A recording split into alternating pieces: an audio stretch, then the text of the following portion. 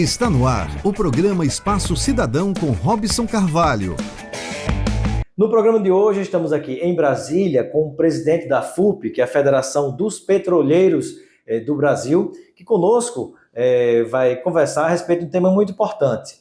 O David Bacelar vai nos trazer informações a respeito do impacto que gerou na Petrobras e na geração de empregos e renda do Brasil, o desmonte da Petrobras. Como também vamos falar sobre aquilo que foi, digamos assim, ressuscitado pelo atual governo e os novos projetos que podem assegurar a nossa independência energética, sobretudo nessa área de petróleo e de gás, mas também já olhando para a transição energética.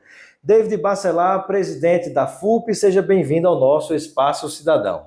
Robson, um prazer estar aqui contigo novamente, com você, com todos e todas que nos acompanham aqui no programa Espaço Cidadão, em vários espaços que você aqui divulgou. Uma honra estar aqui novamente contigo. Prazer tê-lo conosco. E eu gostaria que nós pudéssemos, inicialmente, contar com um balanço geral de sua parte sobre quais foram as principais ações do governo Bolsonaro do ponto de vista de desmontar a Petrobras enquanto uma estrutura de desenvolvimento no Brasil. Primeiro, Robson, destacar que há um processo de continuidade do início da Operação Lava Jato em 2014, o golpe de Estado contra a presidenta Dilma, onde assume o Michel Temer, e depois a chegada do Bolsonaro ali em 2018. Nós sabíamos que a Operação Lava Jato ela tinha um objetivo central de atingir a indústria brasileira, a economia brasileira, mas principalmente o setor de óleo e gás e, em especial, a Petrobras. E quase que conseguem fazer isso. Destroem 4.400.000 postos de trabalho, destroem as principais empresas de engenharia brasileira, a indústria naval quase que fecha as portas. Desmantelada completamente. Desmantelou tudo. E quando chega o Temer, pós-golpe contra a companheira Dilma Rousseff, nós temos um avançar no ataque central à Petrobras, já um pouco atingida a sua imagem com a Operação Lava Jato, principalmente tentando ali eles, a partir daquela imagem, quem não se lembra, né, daquele tubulão velho enferrujado, jorrando dinheiro de manhã, de tarde, de noite. Isso eles usaram muito para tentar atingir o imaginário da população brasileira, dizendo que a Petrobras era uma empresa quebrada, uma empresa falida e onde tinha um antro de corrupção. Uma grande mentira, na verdade, né? Ou seja, se o mundo inteiro estava querendo comprar a Petrobras, como assim ela estava falida, né? Exatamente. E aí que vem 2016, onde eles começam a fazer um processo de privatização da empresa e de mudanças no setor de óleo e gás muito profundas, principalmente no marco regulatório do pré-sal, que é o modelo de partilha criado no final do governo do presidente Lula e início do governo da presidenta Dilma Rousseff. Então, nós lembramos que no governo Temer nós já tivemos privatizações, foram 14 ativos da Petrobras que foram privatizados, eles somados significaram ali 57 bilhões de reais em ativos vendidos, privatizados pelo governo Temer. Isso se aprofunda muito no governo Bolsonaro, que é uma continuidade desse ataque à Petrobras. Com o próprio pré-sal também sendo entregue. Sendo atacado também. Aqui, falando das privatizações que houve, né? 14 no Temer, 204 no Bolsonaro. 204 ativos foram vendidos. Estamos falando aqui de campos de petróleo em terra, em mar, refinarias, terminais, fábricas de fertilizantes. O próprio desmonte da fábrica de fertilizantes, né? Também. A gente passou a importar, literalmente, veneno da Rússia e também dos Estados Unidos, coisa que nem lá já não se vende mais. Exatamente. Isso significou um ataque à nossa soberania, principalmente à soberania energética brasileira. Como você bem colocou, né? O Temer chega, ele muda no preço de paridade de importação, na política de preços da Petrobras, criando ou recriando, que era aplicado também com Fernando Henrique Cardoso, recriando o preço de paridade de importação, atrelando o preço dos nossos combustíveis ao preço do barril do petróleo no mercado internacional, aos custos de importação desse petróleo para produzir, né? E a variação do dólar. Então, qualquer suspiro desses vetores, o preço do combustível no Brasil começou a aumentar. Tocou fogo lá na Arábia Saudita, estourou um drone por lá, numa ameaça à refinaria, o dólar dispara, o barril de petróleo dispara, aí nós que temos petróleo, que temos gás, que perfuramos e também refinamos, muitas vezes era no governo Bolsonaro obrigado, né, a tirar do bolso do brasileiro o preço caríssimo que se pagava lá fora. Se fosse na Grécia, que não tem posto de petróleo, nem tem refinaria, tudo bem. Tudo bem. Mas no caso do Brasil é um assalto. Exatamente.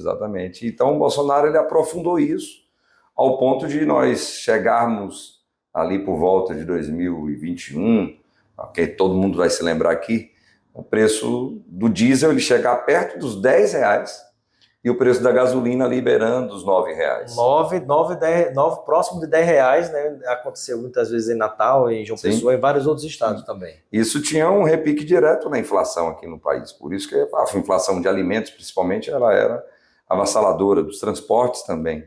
Então, houve uma continuidade do governo Temer e um aprofundamento do governo Bolsonaro. Nesse ataque com as privatizações, um ataque à Petrobras, vendendo absolutamente quase tudo que nós tínhamos, e também com relação ao pré-sal brasileiro, que você aqui citou. Os leilões, eles foram acelerados, houve 8 leilões do pré-sal, quase 110 bilhões de barris nesses campos foram leiloados, metade disso ficou com a Petrobras ainda, porque apesar da mudança no modelo de partilha, a partir de uma luta que nós fizemos aqui em Brasília, no Congresso Nacional, nós garantimos a preferência da Petrobras. O filé foi vendido e riscos assumidos com a Petrobras. Isso. A Petrobras, ela decidiu ficar com aquilo que ela entendia ser melhor para ela, mas muitas petrolíferas internacionais acessaram campos importantes ou franjas de campos importantes, onde a Petrobras já conhecia e já demonstrava a produtividade desses campos. Interessante quando se fala aqui, não, mas quem investe é o mercado, é o setor privado, falando, mas na verdade o Estado é quem investe.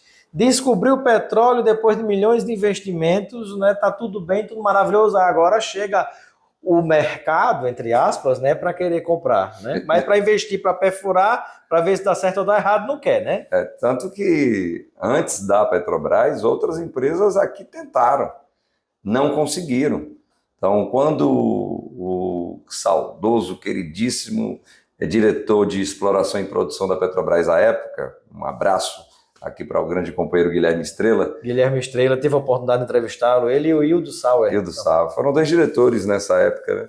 Um de EIP, Exploração e Produção de Petróleo, e outro de Gás e Energia, que era o Hildo Sauer. Então, o Estrela toma uma decisão, junto com sua equipe, obviamente, com trabalhadores e trabalhadoras que estavam dentro da diretoria, de incitarem a diretoria da Petrobras, seu conselho de administração e o governo federal a fazermos esses investimentos. E esses investimentos, é verdade, como você me disse, foram feitos pela Petrobras, investimentos que chegaram ali, em média, a 40, a 45 bilhões de dólares sendo investidos anualmente pela Petrobras para nós termos esse desenvolvimento da produção no pré-sal, a construção das várias plataformas e que hoje dão essa oportunidade da Petrobras e do pré-sal brasileiro responderem já a 78% da produção de petróleo aqui no Brasil. Então, isso só aconteceu porque houve investimento. O investimento foi de quem? Investimento da Petrobras, do governo federal, à época do governo Lula, no primeiro mandato da presidenta Dilma também, ainda com essa visão. E, infelizmente, tudo isso começou a ser destruído. Então, o Bolsonaro ele avança para uma mudança ainda mais radical no modelo de partilha. Ele quebra aquele tripé que havia, né, no modelo de partilha. Primeiro, da Petrobras como operadora única, exclusiva do pré-sal. Ela detinha pelo menos 30% dos campos do pré-sal. Isso foi mudado ainda no Temer. Promessa de campanha, inclusive do Serra, que cumpriu com o golpe de Estado. Depois, já o Bolsonaro, ele quebra o conteúdo nacional, o conteúdo local. Nós tínhamos, em média, 47%, com picos, às vezes, 68% de conteúdo nacional. Ou seja, as empresas eram brasileiras, a tecnologia era brasileira, os trabalhadores eram brasileiros. E isso caiu para 18%. E, por fim, ele ataca o Fundo Social Soberano. Então, o Fundo Social Soberano que foi criado para nós termos royalties do pré-sal, royalties do petróleo do pré-sal, destinando recursos para a saúde e educação, metade desses royalties indo para a saúde e educação, desses 75% para a educação, 25% para a saúde, o que, por sinal, garantiria o Plano Nacional da Educação, 10% do PIB para a educação, aprovado na Dilma. Mas ele muda isso, joga boa parte para Fundo de Participação dos Municípios e Fundo na Participação dos Estados, e além disso, conforme o próprio TCU identificou, e isso só conseguiu ser regulamentado agora, eles pegam 64 bilhões do Fundo Social e destinam para a amortização da dívida pública que hoje o país ainda tem e que ainda é alta. Ou seja, tira da Petrobras e entrega na mão dos bancos, né? Como também, inclusive, até fundos de reservas feitos pelos trabalhadores da Petrobras, pelos petroleiros, até foram revertidos para distribuir lucros para acionistas minoritários da Petrobras. Essa foi outra excrescência que ocorreu, né? Principalmente no governo Bolsonaro. Nós tivemos recordes de pagamentos de dividendos. A Petrobras se tornou a maior pagadora de dividendos do mundo. Inclusive, se compararmos ela com as petrolíferas gigantes do mundo, tem petrolíferas maiores do que ela, exemplo da ExxonMobil, Saudi Aramco e outras, a Petrobras distribuía mais dividendos que elas. Houve anos no governo Bolsonaro onde nós distribuímos 104% do lucro líquido da Petrobras. Isso para acionistas. Ou seja, distribuiu mais de 100% do né? lucro. Ou seja, do líquido, né? Exatamente. Do líquido. Tipo, você distribuiu o dobro do que você arrecadou. Exatamente. Né? O dobro do que você arrecadou. E assim, para quem? Uma parcela ia para a União.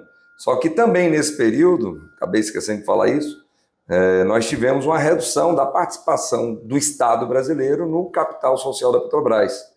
A Petrobras que então detinha... o lucro que foi gerado pela empresa pública ia para o setor privado e estrangeiro. Estrangeiro. Quem tinha ações na Bolsa de Nova York foi quem mais bebeu, quem mais ganhou esses dividendos.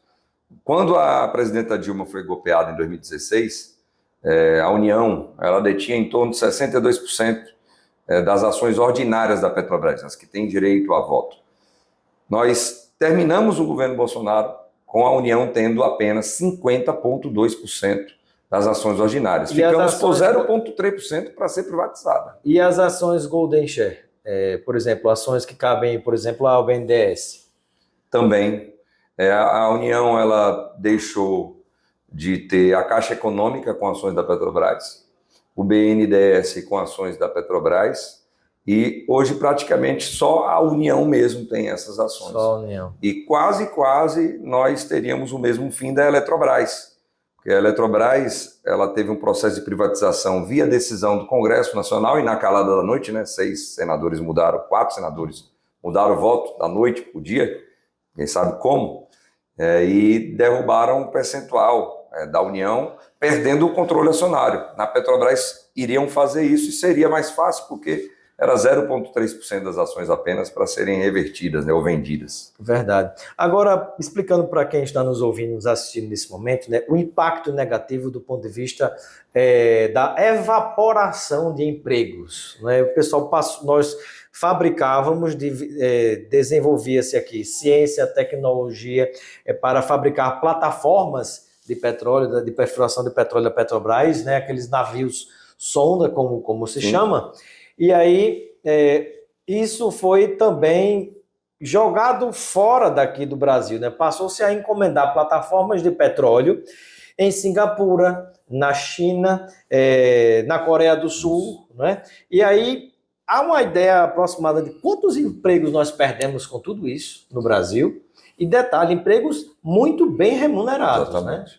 Temos alguns números absolutos, né? Na Petrobras, por exemplo, nós chegamos ali em 2014, 15, com algo em torno de 420 mil trabalhadores e trabalhadoras que eram prestadores de serviço da Petrobras, que atuavam dentro da empresa, mas em empresas terceirizadas.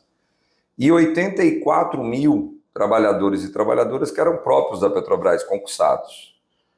420 mil. Nós chegamos no final do governo Bolsonaro, ali em 2022, um giro para o presidente Lula, felizmente, em 2023, tendo 47 mil, de 84 para 47 mil, quase 40 mil pessoas saíram da Petrobras, foram compelidas a saírem via os planos de demissão voluntária que aconteceram. E dos 420 mil terceirizados que nós tínhamos, prestadores de serviço, esse número recua para 110 mil. Então você tem já uma perda grande de número de empregos gerados na Petrobras de forma direta. Além disso, na indústria naval brasileira, que chegamos a um pico também próximo ali de 87, quase 90 mil trabalhadores e trabalhadoras em todos os estaleiros do Brasil, desde o Amazonas até o Rio Grande do Sul, temos estaleiros importantes na nossa costa, mas reduzimos de quase 87, 90 mil para 47 mil trabalhadores e trabalhadoras. Além disso, quando você coloca que várias plataformas, sondas, navios foram encomendados fora do país, como você citou, no Japão, na China, Singapura, Coreia do Sul, nós temos ali avaliações do INEP de 1.500.000 empregos gerados fora do país, que poderiam ter sido gerados aqui. Não somente o emprego, mas também a atividade econômica geraria arrecadação de impostos, geraria um ciclo virtuoso para a nossa economia. E o governo anterior não fez isso. E detalhe, eu tive a oportunidade, eu circulo bastante de Uber, né, em várias cidades do Brasil, e com muitos que eu converso, muitos deles eram exatamente funcionários da Petrobras que perderam seus empregos nessa situação, né? Algo absolutamente lamentável. E antes de falarmos sobre o agora, né, estamos ainda tentando entender aqui nessa sua entrevista o que é que sobrou da Petrobras, mas um outro ponto importante, nós temos a cadeia, né, de ponta a ponta da Petrobras completamente formada. Isso para qualquer empresa que queira se consolidar no mercado, né? Quando a gente chega na área de petróleo, né, você tem desde do estudo e da perfuração, né, a extração desse óleo, o refino e a distribuição. Então, isso também foi desmantelado. Que impacto isso gerou, né? Como é que isso aconteceu e que impacto isso gerou para a economia brasileira? Um impacto gigantesco, Robson. Como você bem coloca, a Petrobras ela sempre foi muito forte porque ela sempre foi uma empresa integrada. Até um ditado que dizem, né, que a Petrobras era a empresa do poço ao posto, ou do poço ao poste ou à energia, porque ela tornou-se uma empresa de energia, não apenas uma empresa que explorava e produzia petróleo e gás. Como você bem colocou, havia lá a plataforma em alto mar, as plataformas também em terra, tirando o petróleo da terra ou lá do fundo do mar, trazendo esse petróleo via a Transpetro, a Petrobras Transporte S.A., para a terra, para o continente, tratando esse petróleo, depois levando esse petróleo para as refinarias. Das refinarias, esses produtos iam para a BR Distribuidora, a Petrobras Distribuidora, ou iam para a Braskem, que também tem uma participação muito grande ainda da Petrobras, e depois iam para a população, seja via os produtos químicos diversos, inclusive os vários que temos aqui, né, como plástico, tudo. O pessoal pensa que às vezes petróleo é só gasolina, diesel, não é plástico, tanta coisa vem do petróleo. Vem petróleo. Né? E tínhamos essas duas grandes empresas. O asfalto vem do petróleo também, o asfalto, né? Vários cosméticos. A gente estava aqui com uma balinha de café, então também tem ali petróleo. Papelzinho, Tudo se utiliza derivados de petróleo, né? Mas a origem é o petróleo. Então tínhamos três grandes empresas que foram privatizadas no governo anterior e que fazem muita falta hoje por conta dessa desverticalização ou desintegração dessa cadeia que a Petrobras tinha. Estamos falando aqui da Petrobras Distribuidora, a BR Distribuidora, a Liquigás. Essas duas empresas, elas detinham quase 40% do mercado de combustíveis aqui no Brasil, lembrando que o Brasil é o sexto maior mercado de combustíveis do mundo, o sexto maior consumidor de combustíveis do planeta. Então a Petrobras Distribuidora, ela cumpria um papel importante junto com a Liquigás, porque quando, por exemplo, o diesel, a gasolina e o botijão de gás saía da refinaria, quando você tinha uma redução desse preço, como a Petrobras fez durante 10 anos, por exemplo, o botijão de gás de cozinha, todo mundo aqui vai se lembrar, ele custava R$50 no máximo, durante 10 anos, um preço congelado. Quem fazia isso? A refinaria mantinha o preço baixo. Mas tinha ali na ponta a Liquigás que não aumentava o preço. Então ela obrigava as outras distribuidoras do mercado a também manterem um preço baixo. Mesma coisa com a BR Distribuidora. Então quando a Petrobras ela baixava o preço do diesel, da gasolina, a BR também baixava, ela forçava as outras distribuidoras a também baixarem. Então esse preço era muito menor para o consumidor final.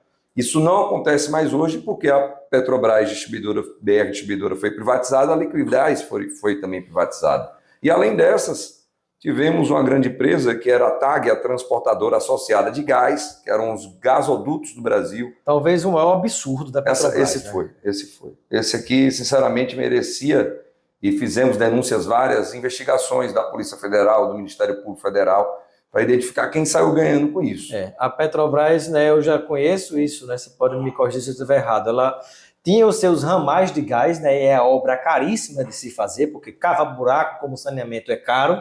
Então tinha a distribuição pelos dutos de Petrobras, da Petrobras de gás.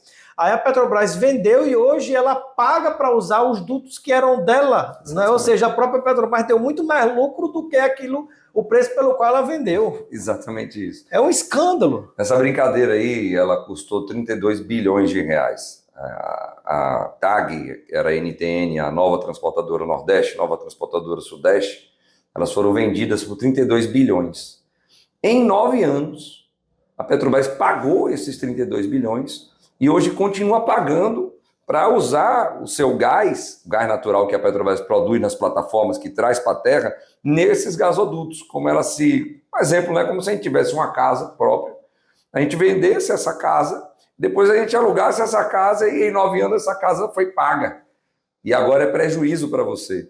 Então, essa foi a maior excrescência. A própria Exame, ela na época, ela considerava, e até hoje é, a TAG, a empresa mais rentável do Brasil. Quer dizer, a Petrobras era para estar ganhando dinheiro com ela hoje, não perdendo dinheiro. Então, são exemplos e aí de a privatizações. Pergunta, quem está ganhando com isso? Quem ganhou e quem está ganhando com Porque isso. Porque o Estado brasileiro, a Petrobras e o povo brasileiro não estão ganhando com isso. Tanto que Bolsonaro prometeu baixar o preço do gás natural. E isso não aconteceu. Como é que ia acontecer com tantas privatizações? Aconteceu com o presidente Lula, que conseguiu baixar as tarifas quando abrasileirou os preços do combustível, como ele disse, né? Agora, David, uma pergunta que eu te faço é sobre o seguinte. Objetivamente, o que é que restou da Petrobras hoje e com a retomada de política de desenvolvimento com o presidente Lula, né, o que é que nós temos daqui para frente? Bem, infelizmente, Robson, a categoria e a sociedade evitaram a privatização da Petrobras. Nós fizemos uma greve forte em 2020 contra a privatização da empresa. Custou muito caro para nós porque várias pessoas foram demitidas, empresas foram fechadas, depois dessa greve algumas foram privatizadas e mesmo com todo o ataque que houve à imagem da Petrobras, a sociedade sempre se manifestou nas pesquisas contra a privatização da Petrobras. E acreditamos que foi por conta disso, por conta da força da categoria e desse sentimento da sociedade, que eles não avançaram na privatização da Petrobras via o Congresso Nacional Brasileiro, que era o planejamento deles. Como não conseguiram fazer isso, esquartejaram a Petrobras dessa maneira que aqui nós falamos, vendendo aos pedaços, refinarias, campos de petróleo, as subsidiárias que aqui citamos. Infelizmente, com o retorno do presidente Lula, o presidente Lula voltou, a Petrobras ela também voltou a fazer os seus investimentos importantes aqui no Brasil e a retomar obras que foram paralisadas pela Lava Jato há muitos anos. Então, ou seja, um impacto positivo também na própria construção civil, inclusive. Sem dúvida, sem dúvida. Só lembrando de alguns aqui, né, obras que foram retomadas. A refinaria Abreu Lima, em Pernambuco. Lá nós tivemos uma refinaria construída, metade dela ficou pronta, está em operação, ela refina em torno de 100 mil barris de petróleo dia. E tem uma outra refinaria, uma outra metade, igualzinha a essa, que também vai refinar em torno de 100 mil barris de petróleo dia. Essa obra foi paralisada pela Lava Jato durante 10 anos. O presidente Lula voltou, à época o presidente Jean Paul, junto com sua diretoria, já tinha tomado essa decisão, ele sai, entra a presidenta Magda, e essa decisão ela é colocada em prática. Já estamos com a obra avançada na refinaria, já temos lá mais de 10 mil trabalhadores atuando, fomentando a indústria civil, fomentando a engenharia nacional. A refinaria Abreu Lima, em Pernambuco. Complexo Petroquímico do Rio de Janeiro, antigo Comperj, que virou Gaslub, que hoje é o Complexo de Energias Boaventura, que não é somente uma refinaria ali. Foi retomada. Foi uma obra retomada, também já iniciando. Fábrica de fertilizante também. Fábrica de fertilizantes no Paraná. Citei aqui que ela foi fechada em 2020, os trabalhadores foram demitidos. Essa fábrica ela foi reaberta, os trabalhadores readmitidos, ela entra em operação mês que vem. Quantos empregos? Nós perdemos ali 400 empregos diretos de pessoas que eram da Petrobras, mais 600 empregos indiretos. E voltam quantos empregos agora? Hoje tem ali trabalhando 4.000 pessoas na obra que está se fazendo ali de manutenção, uma grande manutenção na fábrica, ela ficou parada há 10 anos, 10 anos não, 5 anos, e agora ela vem para entrar em operação no mês de outubro. A fábrica de fertilizantes também no Mato Grosso do Sul, a UFN3, também parada pela Lava Jato, essa 10 anos parada, obra que vai iniciar agora com a licitação que tem andamento. Então tivemos essa retomada das obras paralisadas pela Lava Jato, um exemplo do que voltou a acontecer. E a Petrobras continua, com o governo Lula, a financiar a transição energética. Mas antes de falar sobre transição energética, eu queria falar sobre a refinaria Landulfo Alves, a RLAM da sua Bahia, que foi vendida por Bolsonaro, né? Foi a primeira refinaria do Brasil, né? Muita gente não sabe disso, a primeira refinaria do Brasil foi vendida por Bolsonaro, muito abaixo do preço do mercado, e eu não sei porquê, se tem alguma coisa a ver ou não, mas isso foi levantado muitas vezes pela mídia e setores de investigações. Isso tem alguma relação com as joias recebidas pela Michelle Bolsonaro? Essa é uma resposta que a Polícia Federal e o Ministério Público Federal até hoje não nos deram. De fato, essa privatização que ocorreu em 2021, ela está ali muito próximo, período, daquela viagem que o Bolsonaro faz aos Emirados Árabes e à Arábia Saudita. Aquilo ali é uma fortuna portátil, né? Pois para não chamar aqui de propina, né? Então, ele vai aos dois países em momentos distintos, lembrando que essas famílias, né, da Arábia Saudita e dos Emirados Árabes Unidos, elas têm relações comerciais fortes, inclusive no próprio fundo Mubadala você também tem investimentos da Arábia Saudita e outros negócios que eles fazem juntos. Estamos falando de grandes sheiks árabes, né, magnatas do petróleo no mundo. Então, nós fizemos essa denúncia formal à Polícia Federal, ao Ministério Público Federal. À época, o Flávio Dino, ministro da Justiça, também pediu uma investigação, porque isso precisava ser averiguado, se havia relação ou não. Até hoje a gente está sem resposta. A gente imagina que sim, porque...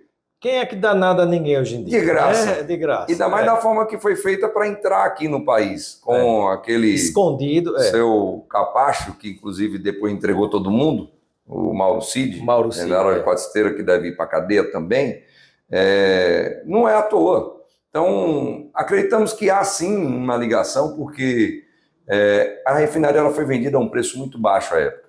Foi vendida por 1 bilhão e 650 milhões de dólares. A refinaria estava avaliada à época a 3 a 4 bilhões de dólares. O INEP chegou a um número de 3,6.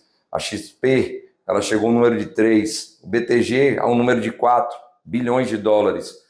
Então, quem ganhou com essa privatização? A refinaria foi vendida, junto com ela um terminal marítimo, 3 terminais terrestres, 700 quilômetros de dutos, todo o sistema logístico que interliga a refinaria ao mercado baiano, foi privatizado. E hoje o povo baiano está pagando caro pelo combustível. Hoje o povo baiano paga o segundo combustível mais caro do Brasil. O povo baiano compreende isso? Assim, Robson, apesar de toda a campanha que nós fizemos contra a privatização de 2017 até 2021, e depois denunciando os efeitos que viriam com a privatização, e eles vieram, monopólio regional privado constituído, mercado refém a esse monopólio, consequentemente o preço se elevou, em alguns períodos e lugares faltaram combustíveis, óleo bunker, a refinaria não mais vendia aqui, ela só exportava, então ninguém conseguia comprar na Bahia Todos os Santos, tinha que comprar em Pernambuco, gás de cozinha, em alguns momentos a refinaria deixou também de produzir, para produzir outros derivados que eram mais rentáveis. Tudo isso nós denunciamos. E o preço do combustível nós falamos muito. Hoje, por exemplo, o botijão de gás de cozinha de 13 quilos, que é muito usado pela população, ele custa na Bahia entre 130 e 140 reais. No Brasil ele está em média entre 108 e 110 reais, é uma diferença substancial. Mesma coisa com relação ao diesel, a gasolina. A gasolina eu vejo muito porque eu rodo o país inteiro e fico vendo esses preços. Na Bahia estava custando 6,20, 6,30. São Paulo estava custando 5,40, 5,50. Diferença de R$1 praticamente. Então a população ela sente isso. Hoje, com as várias campanhas que foram feitas, estamos retomando uma campanha agora, nesse mês, pela reestatização da refinaria Landulfo já, a refinaria Relan é do povo baiano. Acreditamos que, apesar da dificuldade de compreensão, mas pelo sentimento que o preço ainda está alto, a população estará conosco nessa luta pela reestatização dessa refinaria. É possível reestatizar essa refinaria? Sem dúvida alguma. O Fundo Mubadala hoje ele tem interesse em vender porque está tomando prejuízo. Hoje tem que trazer o petróleo de fora, pagando um custo logístico enorme, para refinar aqui no Brasil. A Petrobras, que tem uma política de preços que leva em consideração seus custos internos e um preço mais justo para o mercado, ou seja, um preço mais competitivo, está invadindo o mercado, inclusive o baiano, na borda ali do sudoeste baiano, próximo a Minas Gerais. A refinaria de Minas Gerais abastece essa ponta. No norte da Bahia, nós temos Pernambuco, a refinaria Abreu Lima, que consegue também abastecer essa ponta. Então, o Fundo Mubadala está com custo alto e sendo forçado a vender um preço mais baixo do que ele gostaria de vender. Então, sabemos dos resultados que não são bons para a refinaria. Então, há um interesse do fundo que só quer ganhar dinheiro em vender de volta essa refinaria. E nós estamos cumprindo o nosso papel dentro da FUP, no conselhão do presidente Lula. Soberania energética, né? Para que a Petrobras ela recompre essa refinaria justamente para garantir a nossa soberania energética. Garantir o abastecimento do mercado nacional. Isso se faz com o controle do Estado nesses equipamentos que são estratégicos para o país, a exemplo dessa refinaria, da refinaria do Amazonas, que foi privatizada, a refinaria do Rio Grande do Norte, a Clara Camarão, Sim, que foi privatizada, a refinaria do Paraná, a SIX, que também foi privatizada, e outros ativos que são estratégicos, a exemplo desses que nós citamos. David Bacelar, presidente da Federação Única dos Petroleiros, a FUP, né? Nosso tempo está chegando ao fim. Eu queria que você resumisse um pouco, né, diante do que sobrou da Petrobras, diante do que você falou, do que já foi retomado. O que é que você pode acrescentar, né, para que as pessoas enxerguem esse futuro positivo, mesmo diante de tudo aquilo pelo qual passou a Petrobras? Bem, Robson, aqui nós citamos essas grandes obras, são obras de ampliação da nossa capacidade de refino. O Brasil hoje ainda importa combustíveis, né, principalmente diesel e gás de cozinha. Em torno de 30% do que nós consumimos de diesel aqui nesse grande mercado consumidor é importado. Em torno de 40% do gás de cozinha que nós usamos no Brasil é importado. Então, com essas obras, nós ampliaremos a nossa capacidade para refinar mais 440 mil barris de petróleo por dia.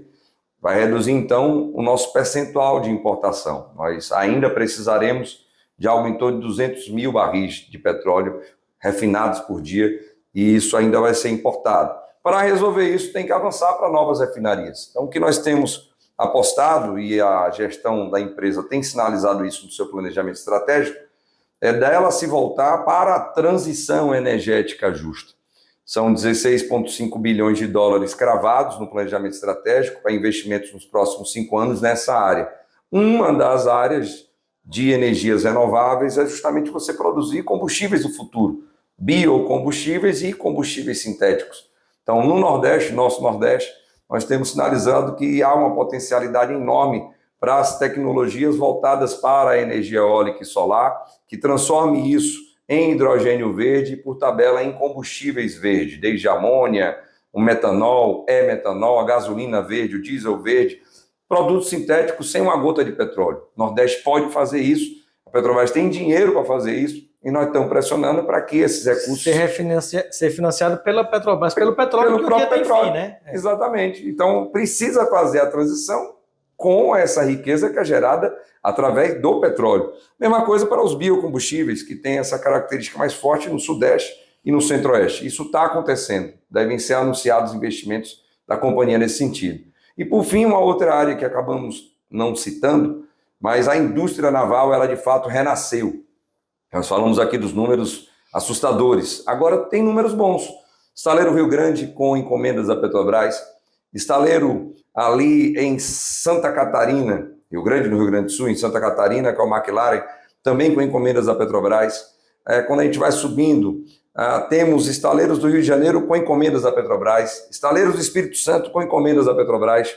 Estamos aí na expectativa de, nesse mês ainda, ou no próximo, no máximo, anunciar as encomendas da Petrobras ao estaleiro aqui da Bahia, o estaleiro Enseada, que fica em Maragogipe, lá na Bahia, né? Estamos em Brasília agora, e o estaleiro Atlântico Sul, em Pernambuco. Tudo isso é retomada de emprego e geração de renda. Exatamente. Foi promessa de campanha do presidente Lula retomar a indústria naval, ele está retomando. Foi promessa do presidente Lula abrasileirar os preços dos combustíveis, ele já é brasileiro. Um fato, né? E para finalizar essa história da margem, como você fala, da margem equatorial, ali lá pelo Amapá, Roraima, naquela área, até chegando a uma parte do Rio Grande do Norte, né? Essa recuperação, esses novos possíveis investimentos da Petrobras para tentar confirmar, né, a existência de petróleo naquela região, né? Faz parte dessa iniciativa de retomar a Petrobras com empresas e desenvolvimento do país? Sem dúvida. O planejamento estratégico da empresa sinaliza ali 6 bilhões para serem investidos na margem equatorial, nos novos poços que virão. Estamos aí ainda na expectativa da liberação desse licenciamento ambiental para o poço pioneiro, que vai ser na região do Amapá, na linha ali do Oiapoque, onde a Petrobras felizmente já fez um teste importante, que é um grande simulado, né, de emergência, chamado Análise Pré-Operacional, o APO, onde ela fez esse teste com um fluido biodegradável para ver onde esse fluido iria e se ela tinha capacidade de conter esse fluido. E graças aos bons técnicos da Petrobras, aos trabalhadores e trabalhadoras, a essa capacidade técnica que a companhia tem, que detém a maior tecnologia, a melhor tecnologia do mundo em águas profundas, foi um sucesso esse teste. Então estamos esperando agora o licenciamento ambiental do IBAMA para que a Petrobras ela faça de fato esse poço pioneiro e confirme os estudos geológicos que dizem que ali nós temos em torno de 30 bilhões de barris de petróleo, que é riqueza para o nosso povo. Estamos falando aqui, Robson, do povo mais sofrido do Brasil, o povo do Nordeste, o povo do Norte, que tem os piores índices de desenvolvimento humano, não tem desenvolvimento industrial, principalmente no norte do país, e essa é uma oportunidade ímpar. Tudo isso só está acontecendo porque o presidente Lula prometeu que a Petrobras ela voltaria a ser essa grande indutora da economia nacional, e felizmente é o que nós estamos vendo acontecer. Esperamos que o IBAMA possa dar aí esse licenciamento ainda nessa semana. O quanto antes. Muito bem. Bom, eu quero agradecer a participação do presidente da Federação Única dos Petroleiros do Brasil aqui no nosso Espaço Cidadão, David Bacelar, obrigado. E nas suas despedidas me responde uma última pergunta, né? Pelo trabalho que você tem feito, eu soube lá pela Bahia que você pode ser um possível candidato a deputado federal. Isso procede? Robson, é uma discussão importante feita no grupo político que faz parte.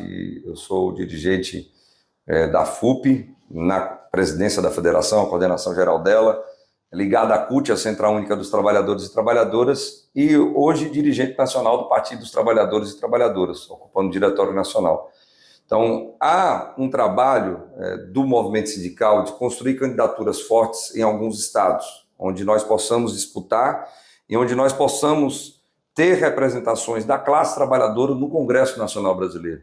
Então, aceitamos esse desafio, né, com muito orgulho, muita satisfação, mas também com esse sentimento de responsabilidade de carregar aqui nas nossas costas, né, ou atrás, junto conosco, a classe trabalhadora baiana, a classe trabalhadora brasileira, que precisa ser bem representada no Congresso Nacional.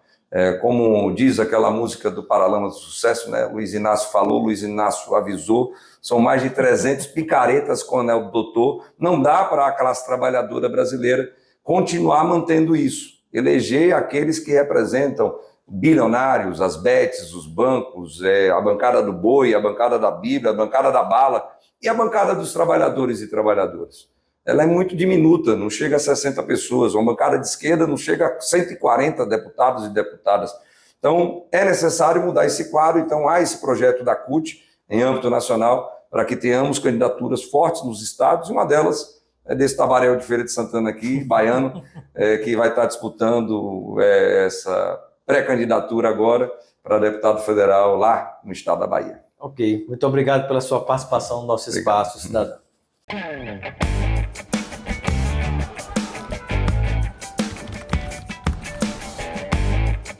Você ouviu o Espaço Cidadão com Robson Carvalho.